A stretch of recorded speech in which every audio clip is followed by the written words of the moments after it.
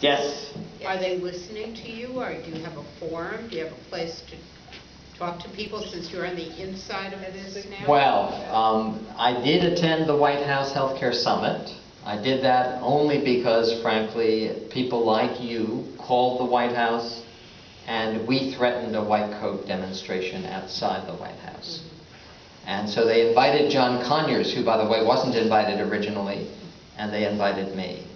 Did we have a voice there? Yes, we were able to talk and so forth. Did we persuade anybody? Not so clear. However, as you all know, or may know, May 5th, when Baucus was holding the Finance Committee hearings.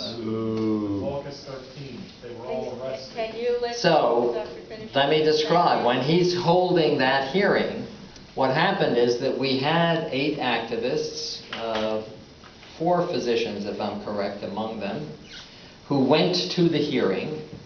And at the beginning of the hearing, one of them got up and said, you know, Senator Baucus, you don't have anybody here actually, you know, to testify on a single-payer program. I volunteer myself. And he called the Capitol Police and had the person escorted out. And then Dr. Margaret Flowers stood up, one of our members, and said, well, if you wouldn't take him, maybe you'd like a doctor's opinion about single payer. I'd be happy to testify. And she was escorted out. And so that happened essentially through 8 people. As a consequence of that, and as a consequence of the fact that many single payer people in the state of Vermont went, rather Montana, went to public hearings that Baucus held over the Memorial Day weekend, I actually was invited to meet with Baucus this past Wednesday. How did it go? Well, it was a very interesting experience. There were 5 of us. Marcia Angel, a physician who was the former editor of the New England Journal of Medicine. Roseanne DeMauro, who's the vice president, actually, of the AFL and also the executive director of California Nurses Association. David Himmelstein from PNHP, myself from PNHP, and Jerry Jenkins, an RN from California Nurses Association.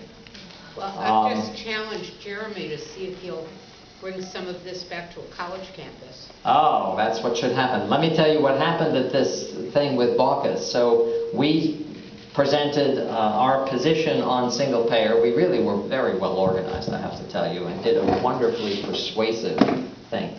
At the end of which, Baucus said, you know, I think I've made a mistake. Oh, that's what he said. I think I've made a mistake. I should have had single-payer testimony at the hearings that I held. But, as a politician, he said, it's too late. I think the agenda, by the way, is a little bit longer than was described by the Lautenberg representative here. The president wants an actual act on his table by October 15th. What we're going to see in June is a markup in both Finance and the Health Committee. Then we will go to July, where there will be an attempt in the Senate to merge those 2 bills, because they may not be identical. And there would be a desire to have them voted on either at the beginning of August or at the beginning of September.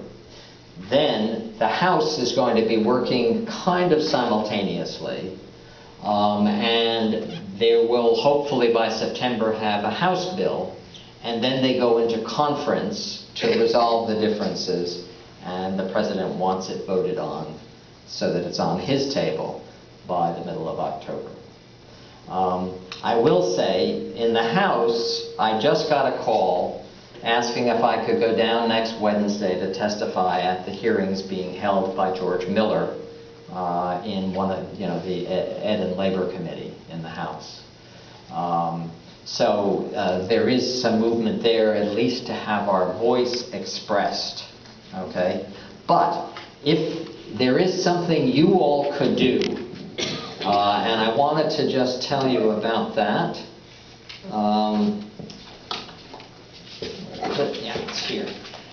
We are desperate to try to get Representative Rangel to sign on to H.R. 676. He's done it every year up until now. And what we want is for people to call. Do you have a pen? Anyone who has a pen and pencil, let me give you his number. If you could call later today or on Monday and just say you want Representative Rangel to sign on to H.R. 676, he can do that. There's no risk to his doing that. And the number is 202-225-4365.